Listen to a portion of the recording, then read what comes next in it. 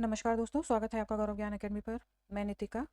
तो आज हम समसामयिकी क्रॉनिकल भाग 2 में प्रवेश करते हैं, जिसमें हम पर्यावरण और पारिस्थितिकी रिपोर्ट और सूचकांक योजना एवं कार्यक्रम और सार संक्षेप के इंपॉर्टेंट पॉइंट्स पर बात करेंगे। उम्मीद है कि आपने पिछली वीडियो अच्छी तरीके से देख लिया होगा। तो चलिए आगे बढ़ते हुए हम इंपॉर्टेंट फैक्ट्स को जानते हैं, जो एग्जाम पॉइंट ऑफ व्यू से आपके लिए इंपॉर्टेंट होंगे। तो पर्यावरण एवं पारिस्थितिकी, इसके क्वेश्चन मैंने पिछले भाग में ही दे दिया है, तो वहाँ से आप देख लीजिएगा। इसमें मैं केवल इंपॉर्टेंट पॉइंट की बात करूँगी। National framework for climate services (NFCS) भारतीय मौसम विज्ञान विभाग ने अपनी 150वीं वर्षगांठ के अवसर पर 15 जनवरी 2024 को national framework for climate services का शुभारंभ किया। इसका उद्देश्य क्या है? तो जलवायु सेवाओं के वितरण और उपयोग में वृद्धि, भारत के महत्वपूर्ण क्षेत्रों को जलवायु खतरों से बचाना। यह अखिल भारतीय पंचायत को तापमान और वर्षा जैसे मापदंडों पर अनुकूलित मौसम पूर्वानुमान भी प्रदान करेगा। विमान और कृषि मौसम संबंधी परामर्श के लिए एकीकृत भौगोलिक सूचना प्रणाली आधारित संवादात्मक मोबाइल ऐप मौसम को भी लॉन्च किया गया। यह ऐप 12 भारतीय भाषाओं में उपलब्ध होगा। हर हर मौसम और हर घर मौसम के विजन, ये विजन याद रखिए, हर हर मौसम और हर घर मौसम के विजन को आगे बढ़ते हुए IMD ने मौसम ग्राम को भी लॉन्च किया, जो कि मोबाइल ऐप मौसम के माध्यम से उपलब्ध होगा। नेक्स्ट, चिल्का झील में वार्षिक पक्षी गणना शुरू हो गई है। ये एशिया की सबसे बड़ी खारे पानी की लैगून है। गणना प्रक्रिया के लिए ई-बर्ड मोबाइल एप्लीकेशन का प्रयोग किया गया है। चिल्का झील उड़ीसा के 3 जिलों पुरी, गंजाम और खोर्दा में विस्तृत है, जो लगभग 1100 वर्ग किलोमीटर के क्षेत्र में फैली हुई है। चिल्का झील को 1981 में अंतर्राष्ट्रीय महत्व की आर्द्र भूमि रामसर साइट के रूप में चुना गया था।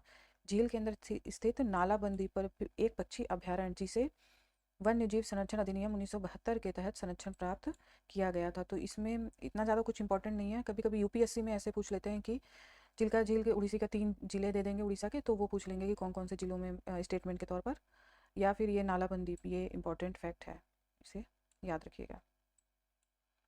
गंगा प्रदूषण में प्रदूषण की जांच हेतु समिति गठित की गई है।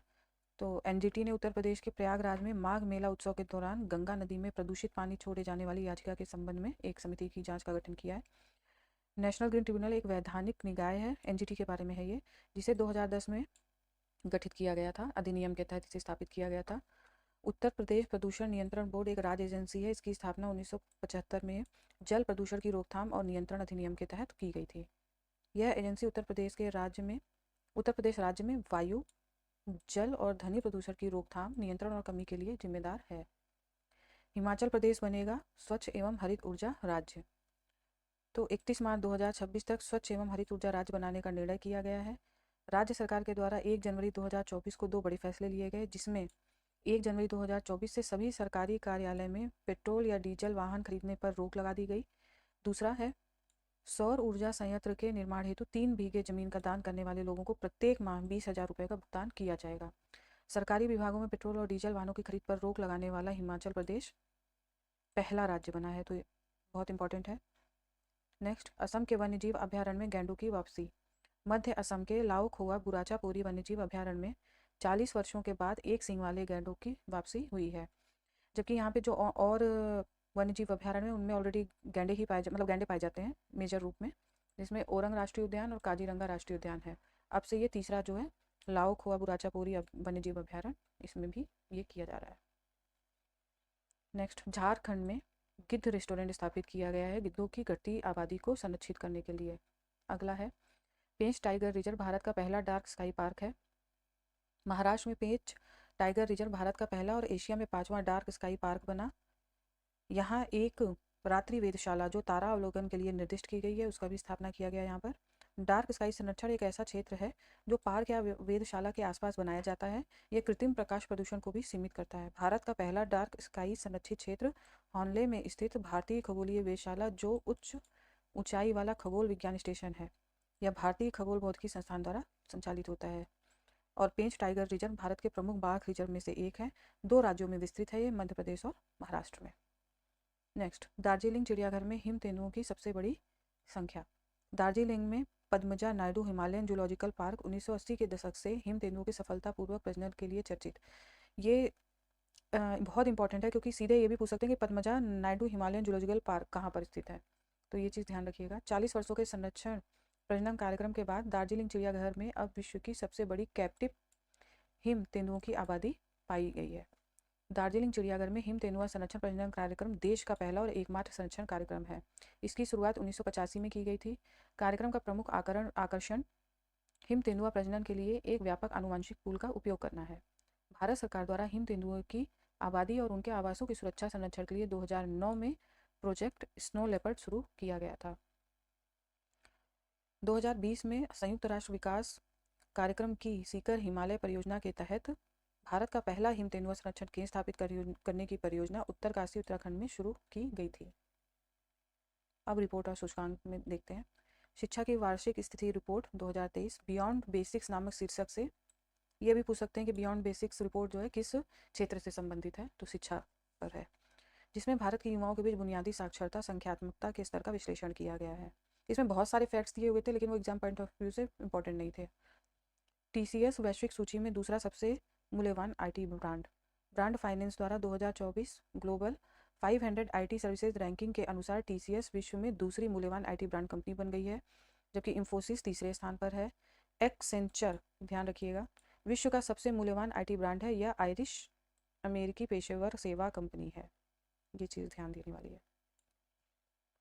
नेक्स्ट, बर्नी हाट 2023 में भारत का सबसे प्रदूषित शहर है।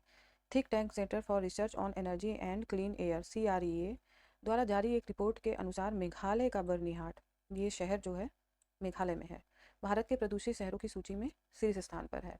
रिपोर्ट के अनुसार बिहार का बेगूसराय दूसरे स्थान पर और उत्तर प्रदेश का ग्रेटर नोएडा तीसरे स्थान पर है। 2023 में 75% से अधिक दिनों के एयर क्वालिटी डाटा वाले 227 शहरों का अध्ययन इसके अंतर्गत किया गया है।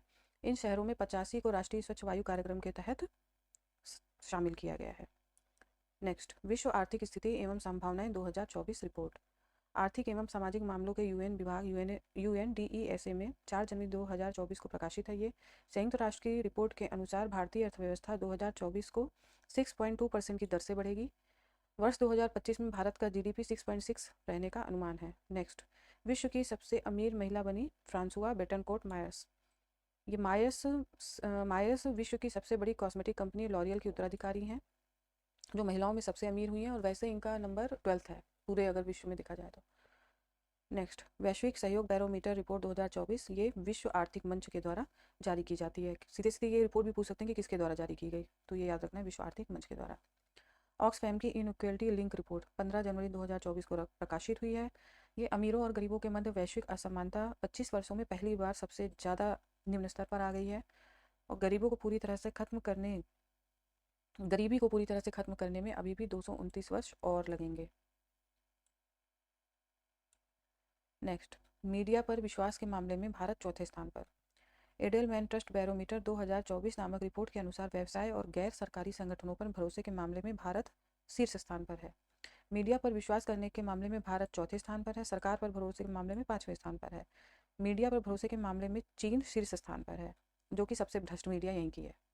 सबसे कम भरोसेमंद देश जो है वो ब्रिटेन है। World employment and social outlook 2024, अंतर्राष्ट्रीय श्रम संगठन द्वारा 10 जनवरी 2024 को रिपोर्ट जारी की गई।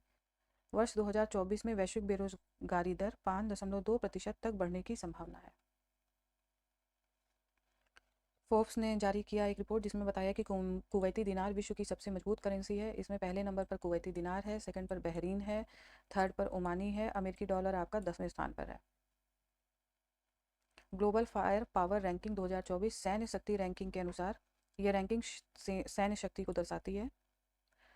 भारत के पास विश्व में चौथी सबसे मजबूत सेना है। विश्व की सबसे मजबूत सेना अमेरिका के पास है, सेकंड नंबर पर रसिया, थर्ड नंबर पर चाइना, फोर्थ नंबर पर अपना इंडिया है। योजना और कार्यक्रम की तरफ बढ़ते हैं। प्रधानमंत्री सूर्योदय योजना की घोषणा की गई। 22 जनवरी 2024 को प्रधानमंत्री नरेंद्र मोदी द्वारा योजना की घोषणा की गई। इसी दिन अयोध्या मंदिर का उद्घाटन हुआ था, है ना, तो वही डेट है। देश के 1 करोड़ घरों की छतों पर सोलर प्रणाली लगाने का लक्ष्य। गरीब और मध्यम वर्ग के लोगों की बिजली के बिलों में कटौती करना भी एक लक्ष्य है। 2014 में केंद्र सरकार ने रूफ टॉप सोलर प्रोग्राम का शुभारंभ किया था, जिसका लक्ष्य 2022 तक 40,000 मेगावाट या 40 गीगावाट की सोलर क्षमता को प्राप्त करना था। प्रधानमंत्री जन आरोग्य योजना के तहत 30 करोड़ आयुष्मान कार्ड। स्वास्थ्य एवं परिवार कल्याण, ये मंत्रालय ध्यान रखिएगा, स्वास्थ्य एवं परिवार कल्याण मंत्रालय ने 14 जनवरी 2024 को बताया कि आयुष्मान भारत प्रधानमंत्री जन आरोग्य योजना ने 30 करोड़ आयुष्मान कार्ड बनाने में सफलता प्राप्त की है। स्वास्थ्य मंत्रालय के अनुसार सबसे अधिक कार्ड उत्तर प्रदेश में बांटे गए, उसके बाद मध्य प्रदेश, फिर महाराष्ट्र। इस योजना को राष्ट्रीय स्वास्थ्य प्राधिकरण द्वारा कार्यान्वित किया जाता है। देश की पहली स्वस्थ और स्वच्छ फूड स्ट्रीट प्रसादम। केंद्रीय स्वास्थ्य एवं परिवार कल्याण मंत्री मनसुख मांडविया ने 7 जनवरी 2024 को मध्य प्रदेश के उज्जैन में देश की पहली स्वस्थ और स्वच्छ फूड स्ट्रीट प्रसादम का उद्घाटन किया। प्रसादम का उद्देश्य उज्जैन के पर्यटन आकर्षण को बढ़ावा देना, इसकी पाक कला विरासत को भी संरक्षित करना है।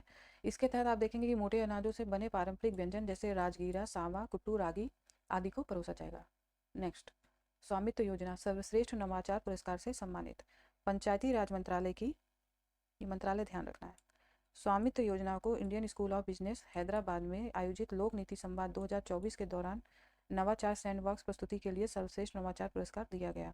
राष्ट्रीय पंचायती राज दिवस पर 24 अप्रैल 2021 को स्वामित्व योजना को प्रारंभ किया गया था। अब सार संक्षेप। नियुक्ति, न्यायमूर्ति प्रसन्ना बी वराले सुप्रीम कोर्ट के न्यायाधीश नियुक्त हुए हैं। वैसे तो न्यायाधीश नियुक्त रिटायर होते रहते हैं और नियुक्त होते रहते हैं, तो उनके बारे में मुख्य न्यायाधीश को छोड़कर इंपॉर्टेंट नहीं होता, लेकिन चूंकि ये दलित समुदाय से संबंधित हैं तो इसलिए हो सकता है कि क्वेश्चन आ जाए कि ये कहाँ के, मतलब अभी तक कहाँ पे ये थे। तो ये कर्नाटक में अभी तक शपथ दिलाई है इनको। वे अनुसूचित जाति से संबंधित उच्च न्यायालय के वरिष्ठतम न्यायाधीश एवं सर्वोच्च न्यायालय में दलित समुदाय के तीसरे न्यायाधीश होंगे। और मैंने पहले ही बताया कर्नाटक उच्च न्यायालय में भी ये कार्यरत हैं।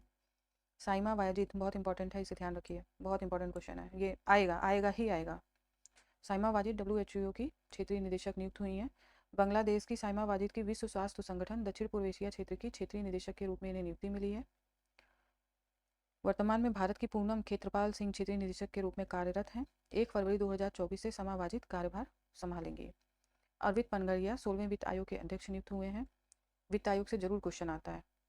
तो 16वां वित्त आयोग वर्ष 2026-27 से 2030-31 तक के लिए सिफारिश देगा। आयोग को अपनी रिपोर्ट 2 वर्ष में अर्थात 31 अक्टूबर 2025 तक जमा करानी है। देखिए इसी 2 लाइन में 2 क्वेश्चन बनेगा और ये पूछते हैं। केंद्र सरकार द्वारा गठित 16वां वित्त आयोग केंद्र और राज्य के बीच करों के बंटवारे के साथ साथ आपदा प्रबंधन पर भी अपनी सिफारिश देगा। ये करों होगा। निधन, मशहूर शायर मुनव्वर राणा का 14 जनवरी 2024 को लखनऊ में निधन हुआ था। ये उत्तर प्रदेश के रायबरेली जिले में इनका जन्म हुआ था और 2014 में शाहदाबा पुस्तक के लिए साहित्य अकादमी पुरस्कार इन्हें मिला था, जिसे इन्होंने वापस कर दिया था। डॉक्टर प्रभा अत्रे, शास्त्रीय गायिका का निधन पुणे में हुआ।